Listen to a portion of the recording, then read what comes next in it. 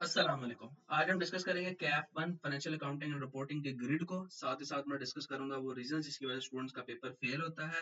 Important topics को discuss करेंगे और इंशाल्लाह आज की इस वीडियो में आपके साथ प्रीवियस 5 जो अटेम्प्ट्स हैं उनके जो पास पेपर एनालिसिस हैं वो आपके साथ जो है वो डिस्कस करूंगा। आईकैप ने आपके सर्टेक्स को 3 हिस्सों में डिवाइड किया। सबसे पहली ग्रिड जो है वो हमारे पास प्रिपरेशन ऑफ फाइनेंशियल स्टेटमेंट आती है। इस ग्रिड के अंदर आपके पास correction of error, statement of change in equity, IS 8, IS 7, cash flow, accounting from non profit organisation, इन चीजों को आईकैप टेस्ट करता है।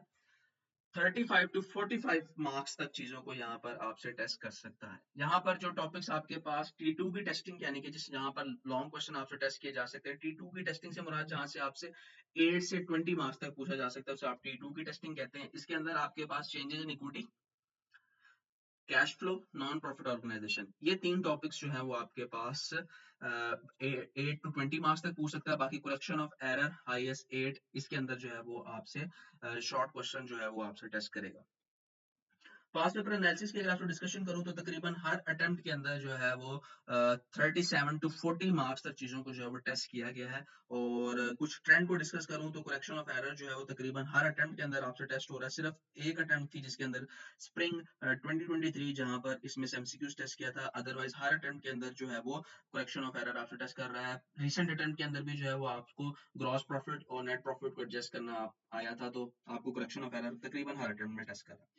चेंजेस इन इक्विटी का अगर आप पास्ट पेपर एनालिसिस देखें तो एक अटेम्प्ट के अंदर एमसीक्यूज टेस्ट कर रहा है, एक अटेम्प्ट के अंदर चेंजेस इन इक्विटी टेस्ट कर रहा है। रिसेंट अटेम्प्ट के अंदर चेंजेस इन इक्विटी का क्वेश्चन जो है वो फुल फ्लैज आपसे टेस्ट कर चुका हुआ था। इस दफा चांसेस हैं कि आपसे कैश फ्लो टेस्ट करे, क्योंकि रिसेंट अटेम्प्ट के अंदर उसने कैश फ्लो को टेस्ट नहीं किया। तो इस दफा हाई चांसेस हैं कि कैश फ्लो आपसे टेस्ट करे, इसलिए अच्छे तरीके से आप कैश फ्लो के ऊपर ग्रिप रखें। ठीक है, statement of changes in equity के टेस्ट करने के चांसेस इस दफा थोड़े से जो है वो कम है। उसके बाद IS 8, ये भी जो है वो फेवरेट है और हर अटेम्प्ट के अंदर इसको जो है टेस्ट करता रहा है। सिर्फ ऑटम 2022 के अंदर इसमें से एमसीक्यूज पूछे हुए थे। उसके बाद स्टेटमेंट ऑफ कैश फ्लो है, इसका भी यही पैटर्न है, एक अटेम्प्ट में एमसीक्यूज टेस्ट करता है, एक अटेम्प्ट में फुल फ्लैज क्वेश्चन टेस्ट करता है। तो प्रीवियस अटेम्प्ट के अंदर फुल फ्लैज क्वेश्चन टेस्ट नहीं किया, तो इस दफा हाई चांसेस हैं कि आपसे कैश फ्लो के अंदर फुल फ्लैज क्वेश्चन जो है वो टेस्ट करे।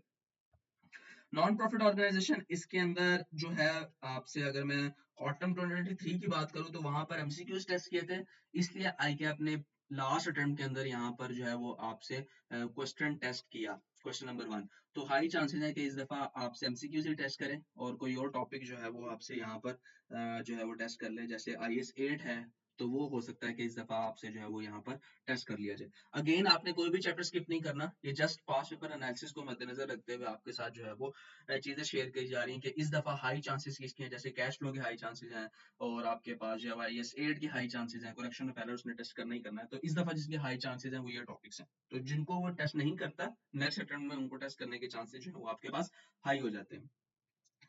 अच्छा, नेक्स्ट हमारे पास ग्रिड बी आती है। ग्रिड बी के अंदर आपके पास analysis of interpretation of financial statement है, कॉन्सेप्चुअल फ्रेमवर्क है, अर्निंग पर शेयर है। कॉन्सेप्चुअल फ्रेमवर्क जो है वो शॉर्ट में ही टेस्ट करता है हम, और किसी अटेम्प्ट में 4 मार्क्स का, किसी अटेम्प्ट में 7 का, किसी अटेम्प्ट में 1 मार्क्स का, तो इतना ही जो है वो कॉन्सेप्चुअल फ्रेमवर्क को टेस्ट कर रहा है, क्योंकि ये T1 की टेस्टिंग के अंदर आता है, तो यहाँ पर लॉन्ग क्वेश्चन नहीं बन सकता। उसके बाद हमारे पास नेक्स्ट जो कि आपके पास इंटरप्रिटेशन ऑफ फाइनेंशियल स्टेटमेंट और अर्निंग पर शेयर है, दोनों क्वेश्चन जो है वो आपसे T2 की टेस्टिंग के अंदर आते हैं, और ये दोनों क्वेश्चन लाजिम और मलजूम आपसे इस ग्रेड के अंदर जो है उसने टेस्ट करना ही करना है। तो अर्निंग पर शेयर का क्वेश्चन आपको आना ही आना है। प्रीवियस अटेम्प्ट के अंदर तकरीबन 17 मार्क्स का जो है वो आपको अर्निंग पर शेयर का क्वेश्चन आया था। तो प्रीवियस अटेम्प्ट में भी जो है वो अर्निंग पर शेयर उसने शॉर्ट क्वेश्चन के अंदर जो है वो टेस्ट किया था। तो अर्निंग पर शेयर का क्वेश्चन आपको लाजमी आना है और इंटरप्रिटेशन ऑफ फाइनेंशियल स्टेटमेंट का भी क्वेश्चन लाजमी आना है। तो ये दो क्वेश्चन आपको आने ही है, तो इसलिए इसको अच्छे तरीके से जो है वो आप ग्रिप कर लें। रेशो के अंदर आपको रेशो के फार्मूलाज भी आते हैं, साथ ही साथ आपको उनको एक्सप्लेन करना भी आता है, क्योंकि एक्सप्लेनेशन वो आपसे लाजमी पूछता है, इसलिए आपको वो लाजमी है। लास्ट अटेम्प्ट के अंदर उसने शॉर्ट क्वेश्चन पूछा था, तो हाई चांसेस है कि इस दफा आपसे लॉन्ग क्वेश्चन पूछ ले इसके अंदर। और अर्निंग पर शेयर के अंदर लॉन्ग क्वेश्चन पूछा था, तो हो सकता है इस दफा उस अर्निंग पर शेयर को आपसे शॉर्ट में जो है वो पूछ ले। उसके बाद हमारे पास ग्रिड सी है। ग्रिड सी के अंदर जो है वो आपसे IAS 16, IAS 20, IAS 23, IAS 36, IAS 40 इन चीजों को टेस्ट करता है। लास्ट अटेम्प्ट के अंदर इन्वेस्टमेंट प्रॉपर्टी के ऊपर नोट पूछा था। इस दफा चांसेस है कि प्रॉपर्टी प्लांट एंड इक्विपमेंट पे आपसे जो है वो नोट पूछे। गवर्नमेंट ग्रांट को नहीं टेस्ट किया था, इस दफा गवर्नमेंट ग्रांट को टेस्ट कर सकता है। लास्ट अटेम्प्ट में बोरोइंग कॉस्ट को टेस्ट किया था, और इम्पेयरमेंट जो है प्रॉपर्टी प्लांट और इक्विपमेंट के साथ आपसे टेस्ट कर सकता है। इसके अंदर जो T2 की टेस्टिंग के अंदर है वो इन्वेस्टमेंट प्रॉपर्टी आपके पास T2 की टेस्टिंग के अंदर है, और इसके अलावा जो है प्रॉपर्टी प्लांट इक्विपमेंट इम्पेयरमेंट के साथ मर्ज होकर आपके पास T2 की टेस्टिंग के अंदर है।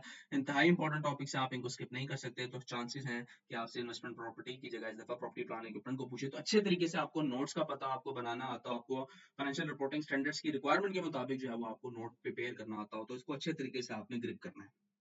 ये थी कुछ पास पेपर एनालिसिस और कुछ डिस्कशन। तो इसलिए कोशिश करें कि कोई भी चीज जो है वो आप स्किप ना करें, और हरगिज जो है वो उसको इग्नोर ना करें। अगर मैं IAS 16 की बात करूं तो उसको तकरीबन हर अटेम्प्ट के अंदर उसने टेस्ट किया है। इसी तरह गवर्नमेंट ग्रांट को जो है वो शॉर्ट क्वेश्चंस के अंदर टेस्ट करता रहा है। बोरोइंग कॉस्ट को भी शॉर्ट क्वेश्चन के अंदर टेस्ट करता रहा है। इम्पेयरमेंट को सेपरेटली भी जो है वो उसने टेस्ट किया हुआ है। दो अटेम्प्ट्स के अंदर उसने जो है वो सेपरेटली उसके ऊपर क्वेश्चन भी जो है वो पूछा हुआ है। तो ये कुछ पास पेपर एनालिसिस थे। अब डिस्कशन कर लेते हैं रीजंस को जिसकी वजह से स्टूडेंट जो है उस पेपर को फेल करते हैं। अल्हम्दुलिल्लाह SC लर्निंग का प्लेटफॉर्म लास्ट 4.5 ईयर से आपको ऑनलाइन टेस्ट सेशन की सर्विसेज प्रोवाइड कर रहा है, और यहाँ पे जो सबसे इंपॉर्टेंट फीचर है वो ये है कि आप टेस्ट किसी भी टाइम किसी भी वक्त दे सकते हैं। इसके अलावा टेस्ट आप अपनी मर्जी से भी दे सकते हैं, और रिक्वायर्ड जो आपको टाइम टेबल दिया जाएगा उसको मद्देनजर रखते हुए उसके मुताबिक भी आप टेस्ट दे सकते हैं। तो दोनों ऑप्शन आपके पास अवेलेबल हैं। इसके अलावा जो है वो टेस्ट आप अपनी मर्जी से भी डिजाइन करवा सकते हैं। साथ ही साथ जो है वो आपको मल्टीपल यहाँ पे सब्सक्रिप्शन अवेलेबल है, जो भी सब्सक्रिप्शन आप बाय करना चाहें। इसके अलावा जो है वो आपको चैप्टर वाइज टेस्ट मिलेंगे। हर सब्जेक्ट के 17 टेस्ट आपको प्रोवाइड किए जाएंगे, जिसमें मिड मॉक भी होगा, जिससे आप अपनी तैयारी को बेहतर से बेहतर तरीके से कर सकते हैं। अच्छा, टेस्ट चेक करते हुए कुछ रीजंस आती हैं हमारे सामने जिसकी वजह से स्टूडेंट्स का पेपर फेल होता है, तो हम ग्रुप में भी स्टूडेंट्स के साथ डिस्कस करते हैं कि आप उसको जो है वो कम से कम करें ताकि आपका पेपर फेल ना हो। तो सबसे पहली जो मिस्टेक हमें देखने को मिलती है वो ये है कि हर क्वेश्चन का हर पार्ट नए पेज से नहीं करते। जबकि अगर आप ICAP की आंसर स्क्रिप्ट आप पढ़ें तो वहां पर आपको क्लियरली तौर पे मेंशन है कि आपने हर क्वेश्चन उसका हर पार्ट जो है वो नए पेज से करना है। इसलिए आप कोशिश करें कि हर क्वेश्चन उसका हर पार्ट नए पेज से करें। दूसरी बड़ी गलती है कि बच्चे जो है ना वो क्वेश्चन बिल्कुल रीड नहीं करते हैं। उनको लगता है कि रीडिंग के कोई मार्क्स नहीं, डायरेक्ट जो है वो हम उसको पेपर पे उतारेंगे और उसी के मार्क्स मिलेंगे। नो डाउट मार्क्स उसी के मिलेंगे, लेकिन अगर आप अच्छे तरीके से प्लान कर लेंगे, प्रॉपर एक माइंडसेट आपके माइंड में होगा कि आपने किस तरह जो है वो उसको अटेम्प्ट करना है, किस तरह आपने लेके चलना है, किस तरह आपने चीजों को कहाँ पे इनकॉर्पोरेट करना है, तब आपके लिए जो है वो इस क्वेश्चन को हाथ डालना, इस क्वेश्चन को सॉल्व करना ज्यादा जो है वो आसान हो जाएगा। तो कोशिश करें कि सबसे पहले क्वेश्चन को पूरा रीड कर लें, क्योंकि हो सकता है कभी कभी लास्ट वाली रिक्वायरमेंट पहली वाली रिक्वायरमेंट के साथ लिंक करते हैं, इसलिए क्वेश्चन को अच्छे तरीके से रीड कर लें। आपके माइंड के अंदर एक जो है वो उसका खाका सा बन जाए। जैसे इनकम एंड एक्सपेंडिचर का तो आपको पता हो कि इनकम ऊपर आ जाएगी, एक्सपेंडिचर आ जाएगी, उसके बाद इस तरह मैं इसको सॉल्व कर लूंगा। या अगर आपके पास करेक्शन ऑफ एरर है तो ठीक है जी, मैं इस तरह इसको करेक्शन ऑफ एरर की वर्किंग बना लूंगा, और वर्किंग में इस तरह कर लूंगा कि जो उसने एंट्रीज की हुई है, जो रॉन्ग एंट्री की उनको पहले लिख लूंगा, फिर जो करेक्ट एंट्री बनती थी वो लिख लूंगा, फिर दोनों में जो भी एंट्री मिसिंग होगी वो करेक्शन, जो करेक्ट एंट्री बनती होगी वो एंट्री जो है वो मैं पास कर दूंगा। उसके अलावा जो एंट्रीज आपसे पूछी जाती है उसमें आप ऊपर नहीं लिखते date, description, debit, credit, rupees in million, rupees in thousand, ये हरगिज नहीं लिखते हैं। अगर डेट नहीं है तो सीरियल नंबर नहीं लिखते हैं। ये कुछ प्रॉब्लम्स हैं जो कि आप इसके अंदर करते हैं, ठीक है। तो जिस भी टीचर से आप पढ़े, जो भी आप मेथड फॉलो करें, आप उसको फॉलो करें, लेकिन आप इस तरह भी कर सकते हैं कि जो पहले गलत एंट्री है वो लिख लें, फिर जो सही बनती है वो लिख लें, और दोनों में जो डिफरेंस है वो लेकर आप जो है वो एडजस्टिंग एंट्री जो है वो करेक्शन वाली एंट्री जो है वो पास कर लें, ठीक है। तो ये कुछ गलतियां हैं। उसके बाद इंटरप्रिटेशन ऑफ फाइनेंशियल स्टेटमेंट में बात करूं, रेशियो एनालिसिस में अगर मैं बात करूं तो स्टूडेंट को फार्मूलाज तो पता है, लेकिन कई कई जगहों पे ऊपर बेसिक गलतियां कर देते हैं फार्मूला के अंदर। इसके अलावा उनको एक्सप्लेनेशन नहीं करनी आती, चीजों के साथ लिंकिंग करना नहीं आता, तो इसका मतलब लैक ऑफ कंसेप्ट है। तो इसके ऊपर अगर आप ज्यादा से ज्यादा प्रैक्टिस करेंगे, इसको अच्छे तरीके से ग्रिप करेंगे, तो आपकी ये प्रॉब्लम भी जो है वो एक्सप्लेन करने वाली रिजॉल्व हो जाएगी, और आप इजीली चीजों को जो है वो अच्छे तरीके से रिजॉल्व कर लेंगे। उसके अलावा जो आपके पास स्टेटमेंट ऑफ कैश फ्लो की अगर मैं बात करूं, तो स्टेटमेंट ऑफ कैश फ्लो का बच्चे जो हैं वो उनको फॉर्मेट याद है, चीजें उनको याद है, लेकिन कौन सी चीज कहाँ पे प्लेस करनी है ये याद नहीं है, ठीक है। फाइनेंसिंग की जो है वो आप जो है वो ऑपरेटिंग में डाल रहे हैं, ऑपरेटिंग की जो है वो आप फाइनेंसिंग में डाल रहे हैं, इन्वेस्टमेंट वाली जो है वो आप ऑपरेटिंग या फाइनेंसिंग के अंदर जो है वो इनकॉर्पोरेट कर रहे हैं। ये प्रॉब्लम आ रही है, क्योंकि स्टूडेंट का बैकग्राउंड जो है वो PRC वाला होता है, और वो इस नियत से आता है, पढ़ के आया होता है कि जी मैंने MCQs वाला पेपर है तो मैंने उसी बेसिस के ऊपर पास करना है, जिसकी वजह से रीजन ये होती है कि जब वो FR1 के अंदर आता है तो वो ज्यादा प्रैक्टिस नहीं करता, वो बस चीजों के फॉर्मेट को देख रहा होता है और कहता है कि ठीक है जी मैं इसी के अंदर चीजें पुट कर लूंगा। इसके अलावा टेस्ट नहीं देता या प्रैक्टिस नहीं करता क्वेश्चंस की, जिसकी वजह से उसको प्रॉब्लम फेस करनी पड़ती है। इसलिए आपको रिकमेंड है ये है कि आप लाजिम और लाजिम जो है वो प्रैक्टिस करें, क्वेश्चन को सॉल्व करें, कंप्लीट कंप्लीट क्वेश्चन सॉल्व करें, ताकि आपको पता चल सके कि वर्किंग मैंने किस तरह मैनेज करनी है, वर्किंग का मैंने रेफरेंस किस तरह देना है। ठीक है, क्योंकि पीआरसी में आपको ये आदत हुई होती है कि बस ठीक है, जिस भी फॉर्मेट पे आप चल रहे हो बस आंसर आया, ठीक है, आपने उसको राइट ऑप्शन को टिक कर दिया। तो यहाँ पर आप ऐसे नहीं कर सकते, यहाँ पे आपको प्रॉपर फॉर्मेट होना चाहिए, आपका ऊपर कंपनी का नाम आना चाहिए, statement of cash flow for the year ended आना चाहिए। ठीक है, यही रीजन है जिसकी वजह से मैं इस वीडियो के ऊपर इंतहाई ज्यादा टाइम लगा रहा हूँ, ताकि आपको अच्छे तरीके से एक एक चीज को बता सकूं। ठीक है, आपको पता हो कि चेंजेस इन कैपिटल कि आप जो है वर्किंग कैपिटल के बाद जो है वो कैश जनरेशन टैक्स आएगा, यहाँ पे net cash flow from operating activities की हेडिंग आएगी, उसके आगे मैं वैल्यू लिखूंगा। इसी तरह जो है वो लास्ट के ऊपर इंक्रीज डिक्रीज या cash at the end of the year ये मैं लिखूंगा। ये लाजमी है, ये रिक्वायरमेंट है, तो ये आपने लाजमी फुलफिल करनी है। ठीक है, उसके अलावा देखें, जरूरी नहीं है कि आप रेशियो एनालिसिस का क्वेश्चन इसी तरह सॉल्व करें, आप किसी भी तरह सॉल्व कर सकते हैं। जो भी आपने रेशियो निकाली उसके बाद उसको नीचे आप एक्सप्लेन कर दें, जरूरी नहीं है आपको आप जो है उसको कॉलम फॉर्म में करें, जो भी आपको सूटेबल ऑप्शन लगते हैं आप उसको ऑप्ट करें। ठीक है, प्रॉपर्टी प्लांट डेवलपमेंट का नोट बना रहे हैं तो उसके अंदर क्या कर रहे हैं, ऊपर कंपनी का नाम नहीं लिख रहे हैं, note of financial statement for the year and ये नहीं लिख रहे हैं। उसके बाद कॉलम में क्या कर रहे हैं कि डिस्क्रिप्शन इधर है, डिस्क्रिप्शन जो है वो ऑफिस बिल्डिंग के साथ जाकर जो है वो अंदर जाके वहां पर आ रही है। देखिए, वैल्यूज वाले कॉलम में आपने वैल्यू ही लिखनी है, वहां पर आप नरेशन ना लिखे, वर्किंग का प्रॉपर रेफरेंस नहीं देखते, लास्ट के ऊपर measurement basis useful life depreciation method हरगिज नहीं लिखते हैं। ठीक है, वर्किंग का रेफरेंस लाकर नहीं देते हैं, तो ये प्रॉब्लम्स है, प्रेजेंटेशन की प्रॉब्लम है। देखिए, पहले आपने डिस्क्रिप्शन का कॉलम बनाना है, वहां पे आपकी जो भी डिस्क्रिप्शन है वो, उसके बाद प्रॉपर्टी प्लांट इक्विपमेंट है, उसके बाद जो भी आपका ऑफिस बिल्डिंग है, इक्विपमेंट है, उसका आप कॉलम बनाए। इसी तरह statement of change in equity है तो वहां पर आपका share capital, share premium, retain earning का कॉलम्स बने हो, प्रॉपर कॉलम्स के अंदर आपके पास वैल्यूज आ रही हो। तो ये आपने हरगिज इस तरह की गलतियां नहीं करनी है। ये बच्चे जो है वो टेस्ट सेशन के अंदर गलतियां कर रहे होते हैं, जो कि हमारी नजर से गुजर रही होती है। तो ये रीजंस हैं, आपने कोशिश करना है कि आप ये गलतियां ना करें।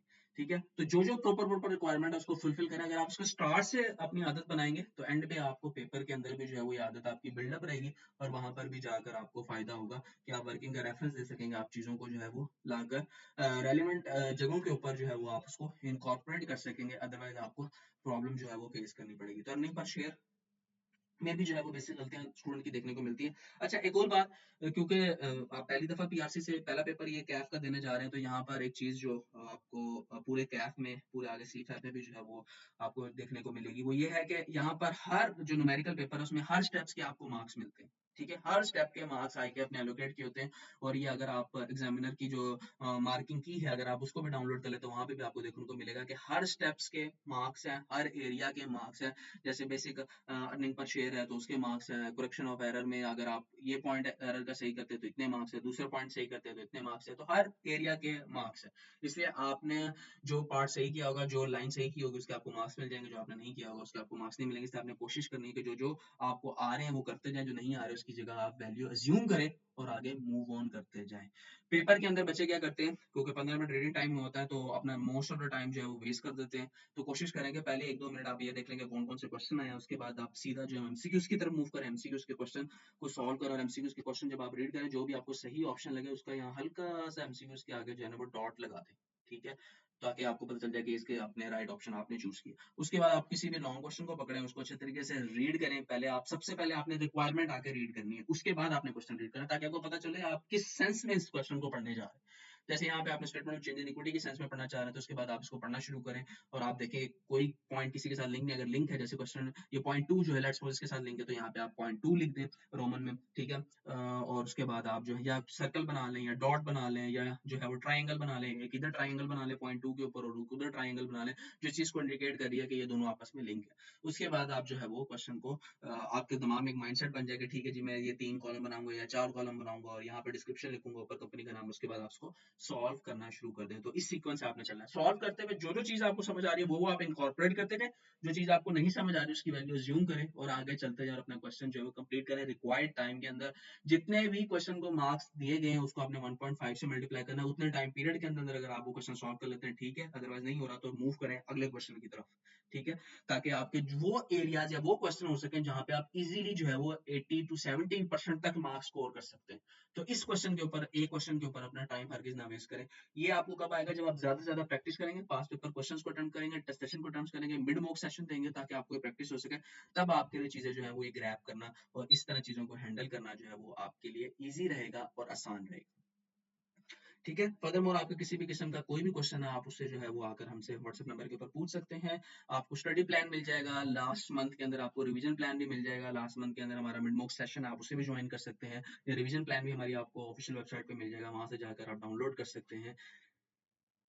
अगर आपका कोई पर्सनल सजेशन है जो कि आप देना चाहते हैं ताकि दूसरे स्टूडेंट्स की मदद हो सके तो आप कमेंट सेक्शन में दे सकते हैं, अदरवाइज व्हाट्सएप नंबर के ऊपर हमें प्रोवाइड कर सकते हैं। किसी भी किस्म की कोई भी अगर आप स्टूडेंट की सपोर्ट करना चाहते हैं तो हमारा प्लेटफॉर्म अवेलेबल है, जहाँ पर आप दूसरे स्टूडेंट्स को गाइड करने का जरिया बन सकते हैं। होप सो ये वीडियो आपके लिए हेल्पफुल रही होगी। अल्लाह हाफिज।